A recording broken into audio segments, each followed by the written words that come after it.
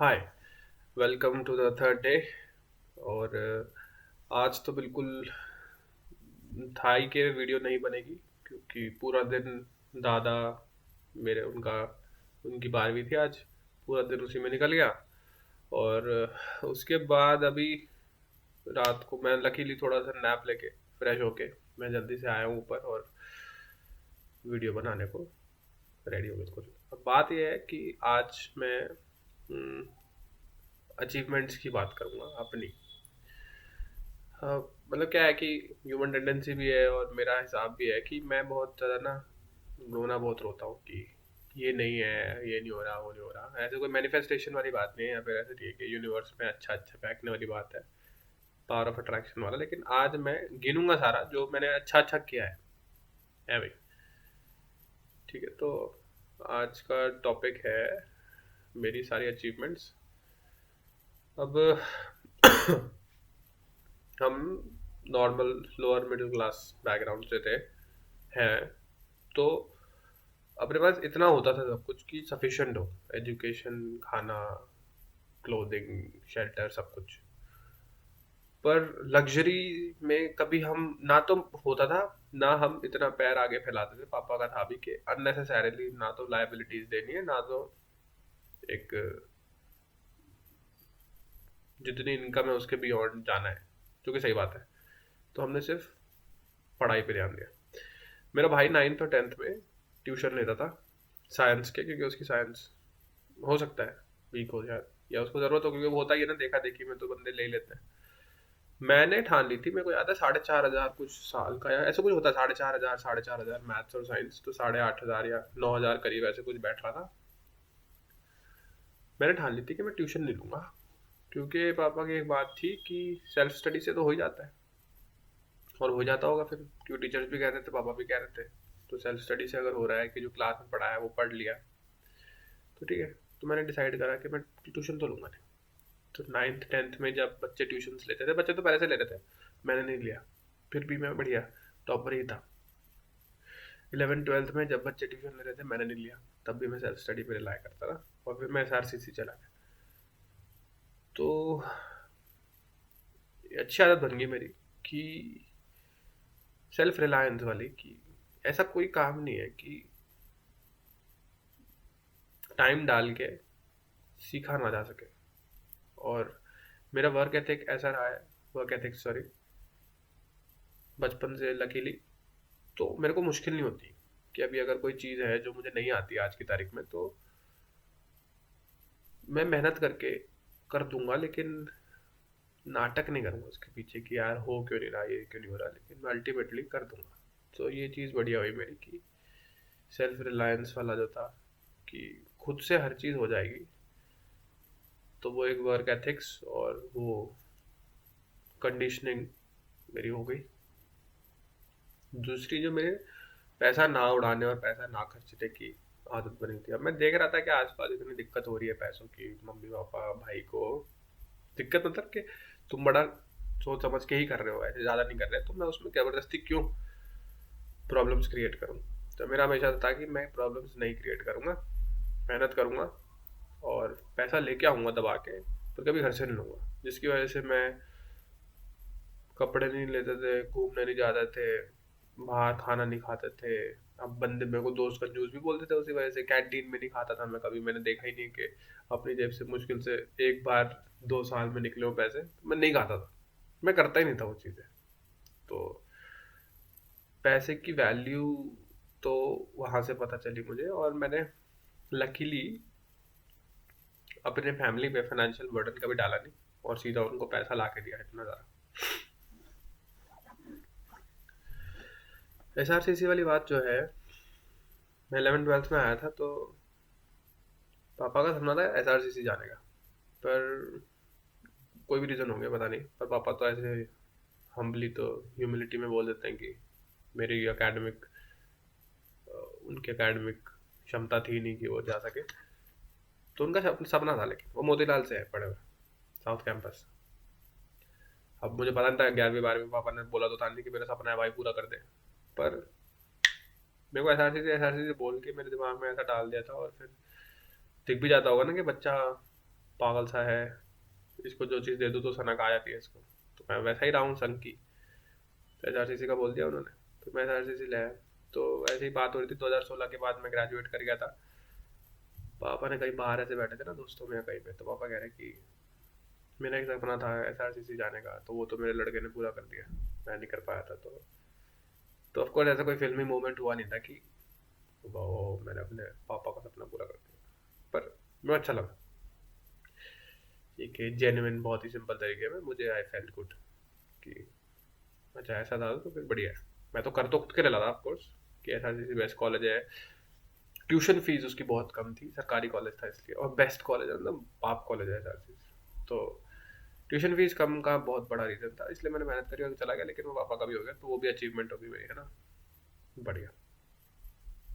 College गया, जितना time में कॉलेज था ना, मेरे पापा एकदम प्राइड में घूमते थे, प्राउड फादर। हमारी फैमिली नॉर्मल है पूरी, जहाँ तक देख लो, मम्मी साइड पापा साइड। जब उनको पता चला ना कि एसआरसीसी गया लड़का, तो हवा तो खराब हो गई सबकी, है ना।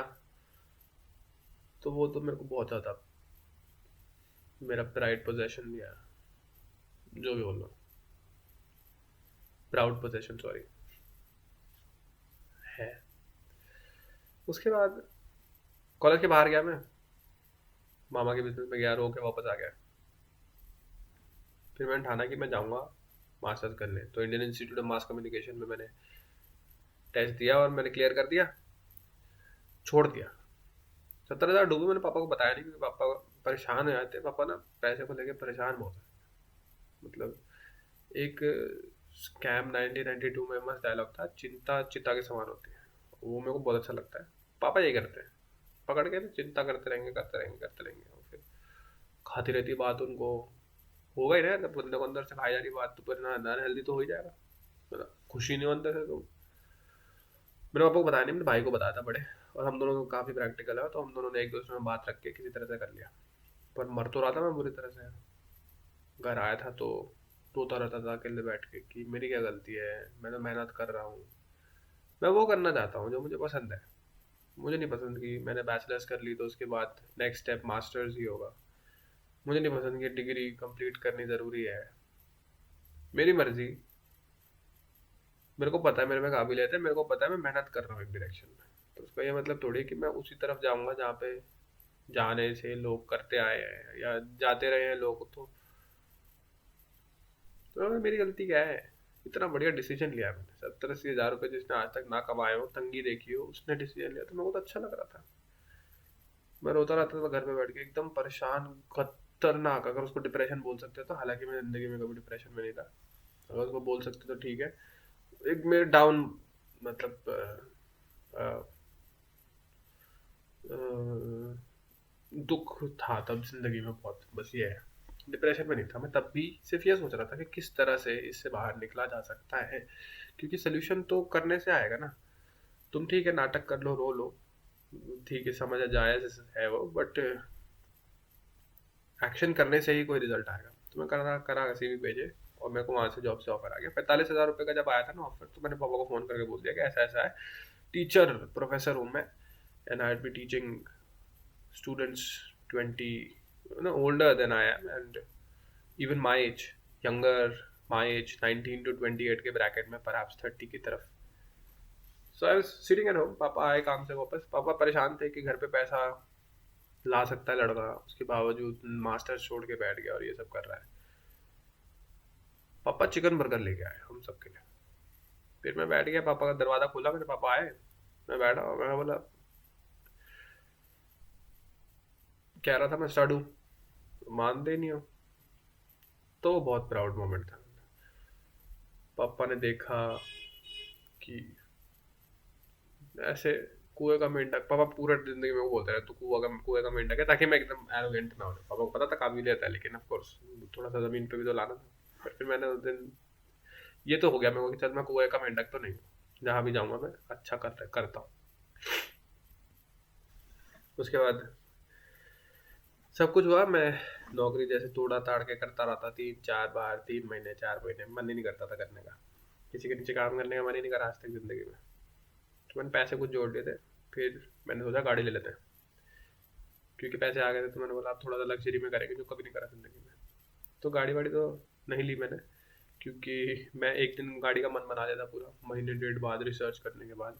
पर नीचे से एक बलिनो है, नीचे से मेरे दोस्त के पास, मतलब नीचे हमारे जो बिल्डिंग में है, वो नई की नई बलिनो चोरी हो गई। ये हवा खराब हो गई, मैंने नहीं ली। फिर मैंने सीधा डिसाइड करा कि मैं ऊपर अपने छत पे रूम बनवाऊंगा, घर बनवाऊंगा पूरा।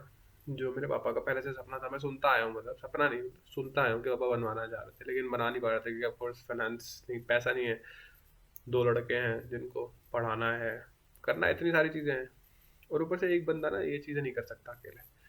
दूसरा बंदा हिम्मत के लेके उसके टूट जाए तो ये करे वो करे, ऐसे ऐसे करके बनवा दिया।